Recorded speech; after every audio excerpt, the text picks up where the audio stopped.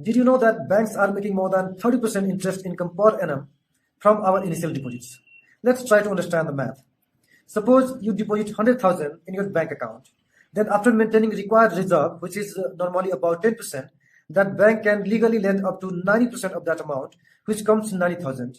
Then that loan taker will spend that money for their personal or business expenses, and somehow that money will again return in banking systems, and bank can again lend up to 90% of that 90,000.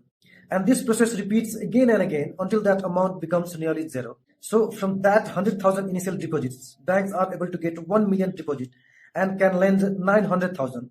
Suppose interest rate in deposit is 7% and in lending is 12%. Interest receivable will be 12% of 900,000, which is 108,000, and interest payable will be 7% of 1 million, which is 70,000. Then the net interest income will be 108,000 minus 70,000, which is 38,000.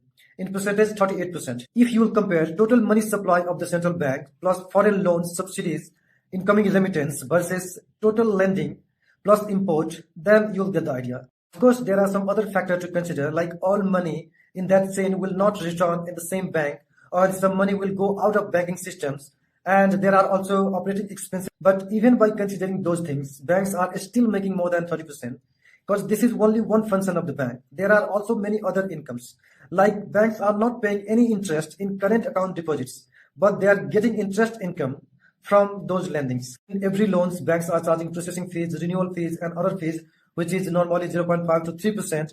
And in the case of letter of credit or letter of undertaking, bank don't have to provide money until default occurs, but they are charging handsome fees without money supply. And there are many other money-making functions of the bank. And the interesting thing is, all these functions are risk-free for banks, because the ultimate risk bearer is depositors.